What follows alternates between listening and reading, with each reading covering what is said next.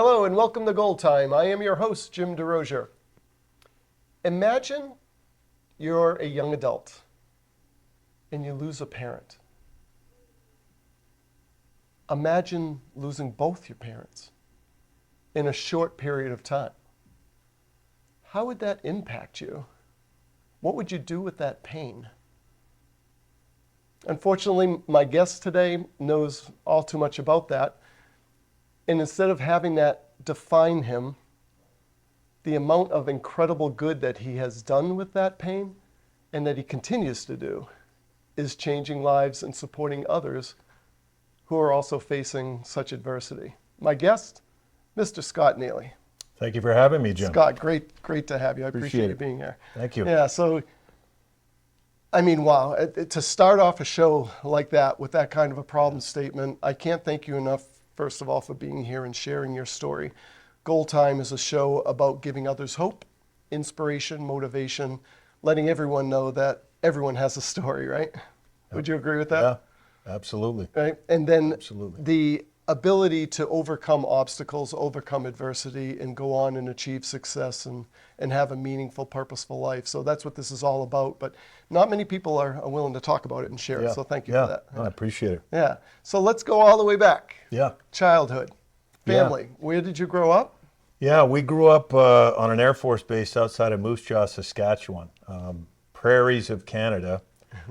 Geographically, to give you an idea, it's about an hour. We grew up an hour north of the border that borders Montana. Oh, okay. So that's kind of where it give you a sense of the geographics of Sure. it. My dad was in the Air Force. Canadian Air Force. 4 kids in the Canadian Air Force. So we were on an Air Force base, 500 people. So everybody knew everybody. We had one movie theater, one main store, one ice rink, and it was kind of a cool place to grow up. 4 Sure. kids. I have a brother and 2 sisters. I have a twin sister. And when my dad retired, we moved back to Vancouver, British Columbia, which is where my parents were originally from. So when he retired from the Air Force, we moved back there. I was 9 when we moved back there. All right. Yeah. Wow. Great. Yeah. Well, so 3 siblings. Yes. Right. 3 siblings. I was in the U.S. Air Force, so I thank your dad for his service as well. And one of your brothers, or your brother, some people may have heard of him before. Yeah. What's his name? Cam is his name. Cam, that's right. Cam Neely, former Boston Bruin great and current president of the Bruins. And growing up in that environment, let's talk about your family a little bit. So 3 siblings, brother, 2 sisters. Were the 2 sisters also athletic? Yes, they played. They did figure skating in Moose Jaw, and then when we moved to Vancouver, they continued that for a little bit, and then played some high school sports. I would say the sports fanatics, though, were definitely my brother and I. Yeah. And you've had a heck of a career yourself in hockey. Can you describe that a little bit? Yeah, I mean, we had ice time galore growing up where we grew up. 500 people in town. Yeah, my dad would make backyard ice rinks. I mean, we had ice time all the time. So really enjoyed that. And then when we moved out to Vancouver, just played for our hometowns there outside. We were like 30 minutes outside of Vancouver, a place called Maple Ridge. And then eventually it got to a point where, I was, I guess, good enough to be scouted and put on a list in the Western Hockey League. Incidentally, I've got, before I even played a game, I was traded. Really? It's a long story, but I was initially on the Portland Winterhawks list. You were allowed to protect. You're allowed to protect 50 players, including the roster of 22 players, the current playing roster. So they took me off the list to put somebody on, and no sooner did they take me off the list, some other team grabbed me. Oh wow! In the Western League. So I was given the advice. Here I am, 15 years old. I was given the advice by the owner of the Portland Winterhawks. Well, just tell him you're going on a golf scholarship. I was heavily into golf at the time and really got decently good at it. And so that's what I instructed. I said I was not going to attend training camp. Well, they turned around and traded me. I played a game in the Western Hockey League. And I'm like, what is going on? I got traded to the Seattle, at the time, Breakers, who were a rival of the Portland Winterhawks. I wanted to play in Portland. My brother went that direction, played in the Western League, for the Winter Hawks. They were an incredible team. I watched them beat up Seattle for a couple of years while he was there. So they went on to win the Canadian Major Junior Championship in 1983. It was unbelievable. I landed in Seattle in 1984. Wow. A year later, my brother had already, his trajectory of development was just incredible, really. He was already up playing with the Canucks. He was drafted by his hometown Vancouver Canucks in the first round. And so, so I spent my career in Seattle, and that's kind of how it played out. But gosh, at 15, even our parents, nobody knew what was going on. Like you were kind of like, I'm like, I haven't even played a game and I'm getting traded. It's what's going on? So anyways, I wound up in Seattle for my career. So at those ages, how old were you when you left home to go pursue? I left home as I was a senior in high school when I left. And so what they do in that league is they have billets who take it. There's families that will take players in because you're young, you're too young. Families. You got to. They're hosting families. Yeah, exactly. So I call her my hockey mom. God bless. She's still alive. I think she's 96 now, and still alive. She's in a nursing home now, but she was incredible. She was like my hockey mom in Seattle. So I spent four solid years with her. Wow. Yeah. So you're young, 15 years old. You guys know that things are going to be happening. You're super excited. Cam goes off and pursues his career. You go off, pursue your career. You think, wow, amazing, exciting time in my life.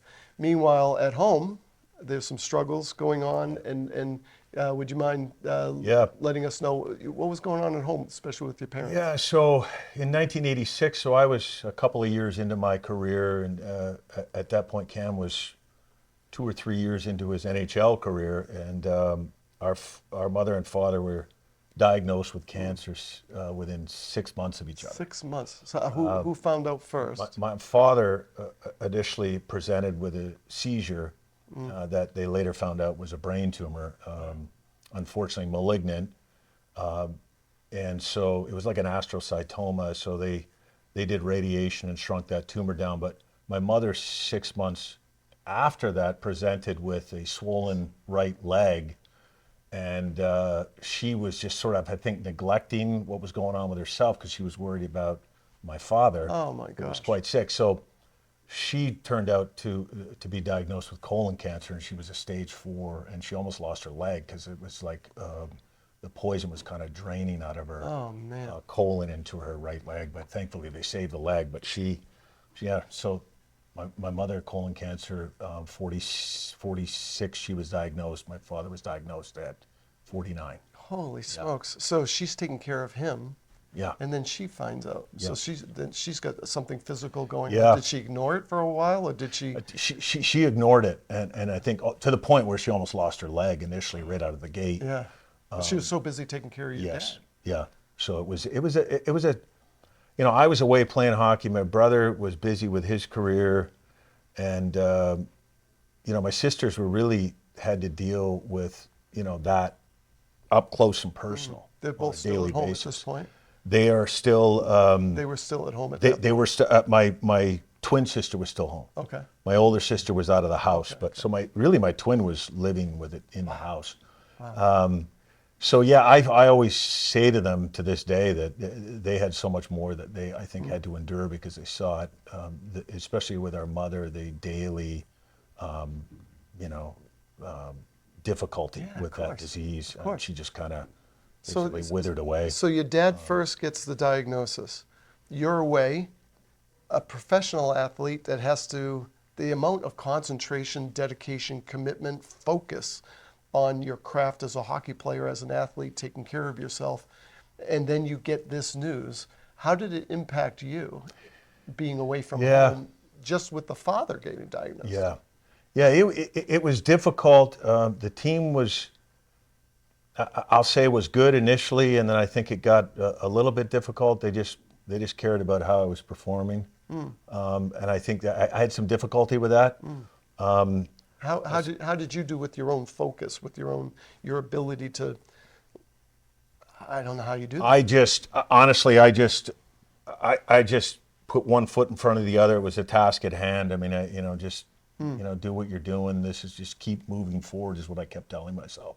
Keep moving forward, doing your thing.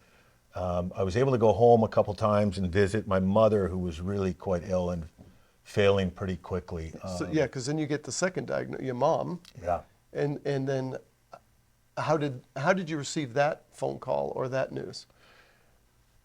It was shocking. I was just like, oh my goodness. I couldn't imagine, like, you'd heard of cancer and then all of a sudden it hit our family, just 1-2 punch. Bam. And it was like, whoa.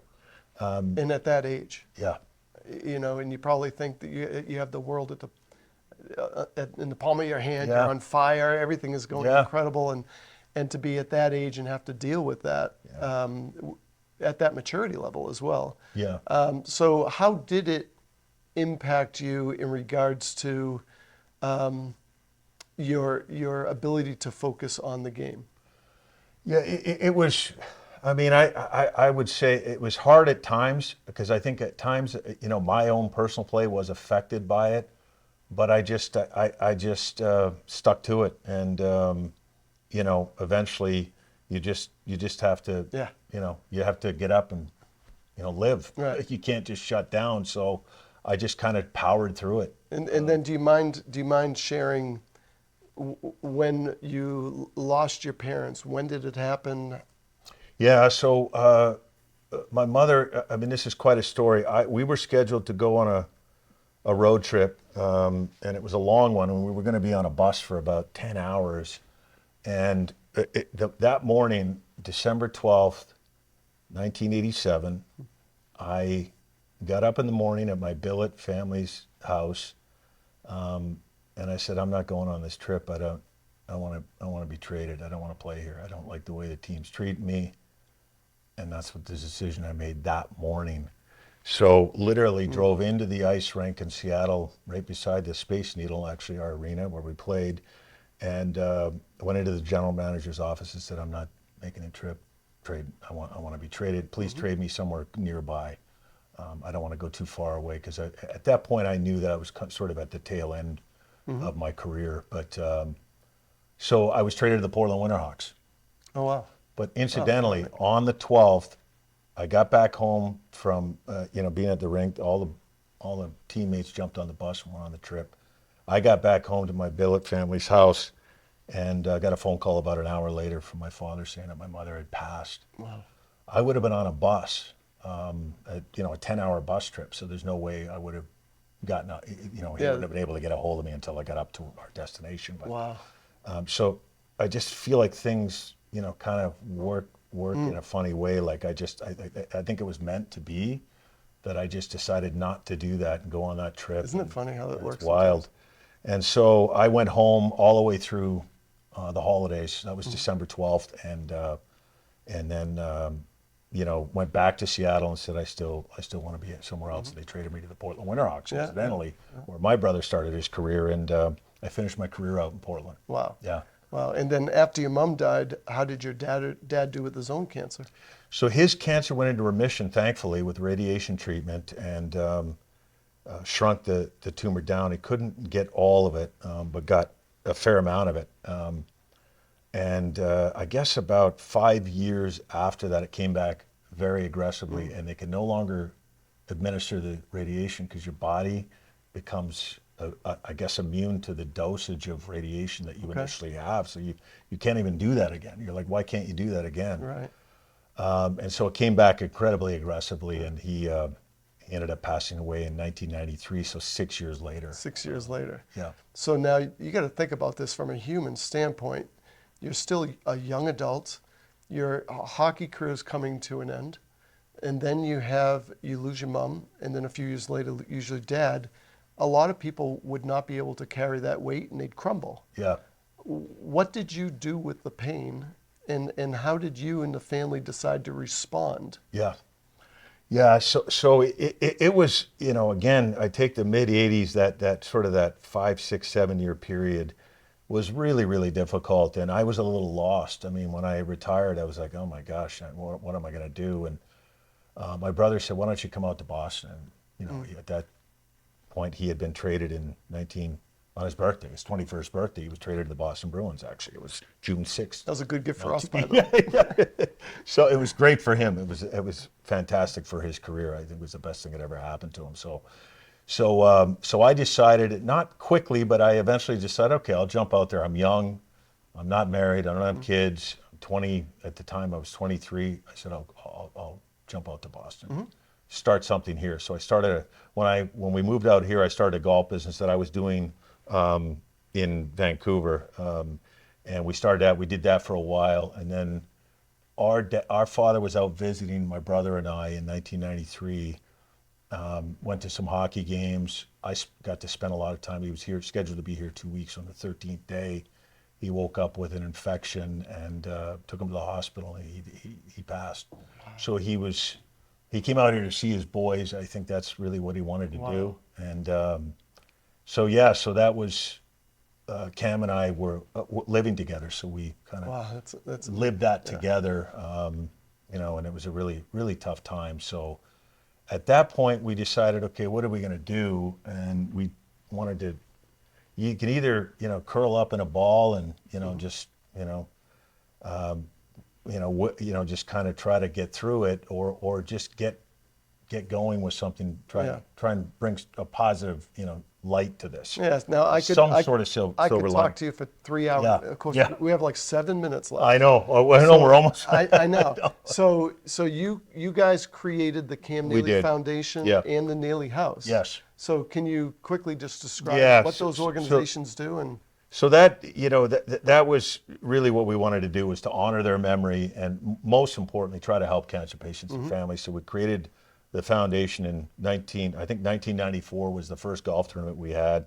And of course, with my brother's stature and popularity in Boston, we were able to get our message out very quickly, and never ever took that for granted. I knew that luxury that we had to be able to do that, and was very, very grateful. what is the Neely House? The Neely House is a place that exists inside the walls of Tufts Medical Center. It has 16 self-contained apartments, 2 common living rooms, 2 Full common apartments. kitchens, full apartments. For families that are having They've to got a little go through. kitchenettes, they've got the shower, and for families. So it's for the families of cancer patients that are being treated in Boston, in particular Tufts Medical Center or other hospitals in Boston. Yeah. So it'll be open 30 years in 2027. That's fantastic. And what I love about next, what I'd love to end the show with, is letting people know what Scott is doing now.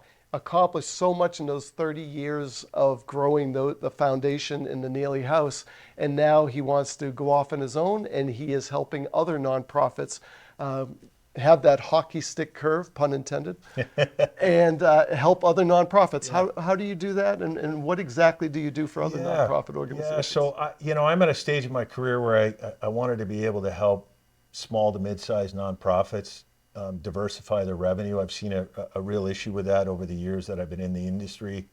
A lot of, especially small nonprofits are heavily taxed with work, small staffs, and especially if you've got 2 or 3 signature events that you have to run and organize in a 12-month period, you're really stretched thin. So I come in with my work, and sit down with an organization and give them strategies and tactics in terms of how they can grow their revenue streams across the whole mixture of fundraising for a nonprofit. So it's everything from annual gifts to major gifts to planned giving, cause marketing, trying to grow those other revenue streams so that the organization can really do what it's doing best, and that is committing to their mission to help people.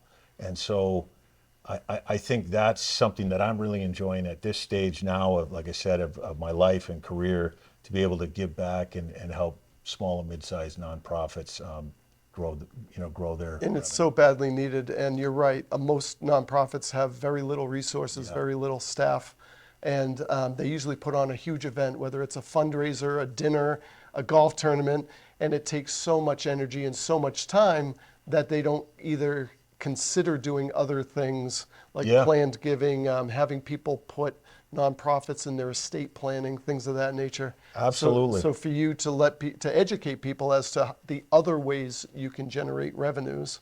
No question. Right, and then to help them create a strategy as to how to do that. Exactly, and I think events again are, they're an important piece of the overall mix of your work. They really are. They bring people together.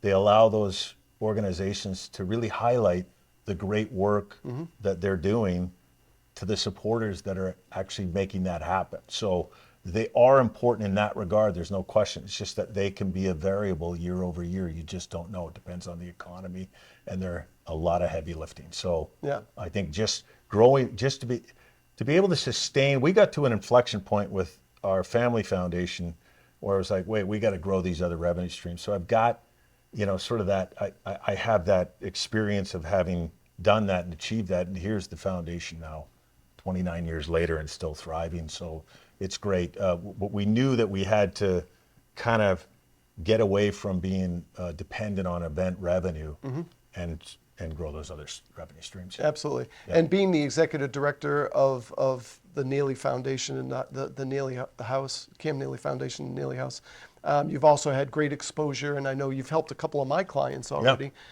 You've helped them with board selection, how to get the right people on your board and to have them be active members of the Yes. board instead of just showing up once in a while for a meeting, dropping off 100 ideas that no one can execute, Yeah. and then you don't see them again for a couple of Yeah. months. So whether it is strategy or whether it is fundraising or all the nuances of being a nonprofit, Scott has been fantastic with our clients in helping them not only survive, but to thrive in a very challenging environment. So thank you, Scott, so much for coming. I appreciate it. And I truly feel grateful for your willingness to share some of your pain and how you not only absorbed the pain, but how you took power from it and used it to do a lot of good out there in the world and continue to do so. So thank you for sharing that, and hopes to giving others inspiration and hope. Thanks, Thank Jim. you I for being my appreciate guest. it. Yeah, I Thanks for appreciate having it. me. My Appreciate it. pleasure. All right, thank you very Thank much. you. We'll see you next time on GoalTime. Hey, welcome back. This is part 3 of our goal planning system. It's called goal setting. Goal setting simply answers the question, how are you going to achieve that goal? Now that you have your SMART goals identified, pick one. And on the free goal setting worksheet that you can download off of GoalTime.com, you can start filling out that worksheet to create your plan. How are you going to achieve that goal? The first column is called action steps. Only do the first column. Don't worry about the other columns. We'll get to those later. Write down every action step that needs to be done in order for this goal to be realized. Now, you might be saying to yourself, it's only a couple of steps. I don't need a goal setting worksheet. For example, if I want to lose weight, I just need to exercise and eat better. Well, by writing down the action steps, it might trigger other action steps that you didn't originally think about. For example, if I want to lose 5 pounds by the end of the month, I write down exercise. But wait, I need a gym membership. I don't even have a gym. So another action step could be research gyms and then visit gyms and then pick a gym and join as a member. And then the membership comes with a free consultation with a personal trainer. I have to schedule that. That's another action step. And then you get down to, I got to schedule the days and times I'm going to exercise. And by the way, I don't have a new pair of sneakers. I need to buy apparel. And I need a water bottle. And I need a lock for my locker at the gym. And oh yeah, I need a gym bag to put all this stuff in. So all of a sudden, I didn't even get to diet, right? So all of a sudden, what started out as 2 action steps is now like 12 action steps. That's the benefit of writing them out. The second column is the who column. Now, the who might be you if you're the one that has to do all these action steps. For example, you can't delegate the treadmill. Sorry. You have to get on it and do the work yourself. Some action steps you might be able to delegate. For example, I own my own company. So as a senior leader of the company, I should be working on senior leader level things and responsibilities. Maybe I'm the one that shouldn't be mopping the floor, taking out the trash, or doing lower level activities. They're still important, but maybe I'm not the best person to do each one. So always choose the best person to do each action step. The third column is the date that it will be completed. This means every action step has its own deadline.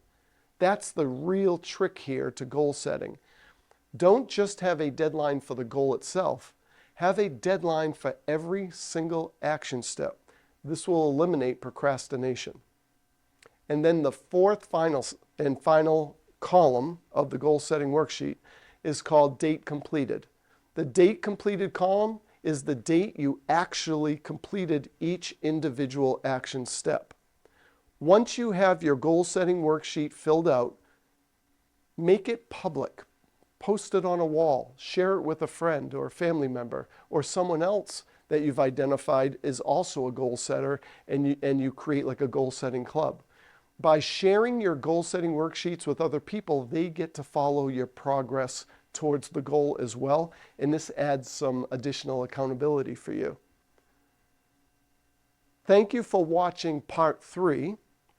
Again, the goal setting worksheet can be downloaded for free. I'm not going to add you to any marketing. I'm not going to add you to any mailings or spam. I simply want to help. It's a free worksheet, no obligation. You download it right from our website, no email needed, and you can get all these forms right on GoalTime.com. I'll see you at the final session, part 4, tracking. Thanks for watching.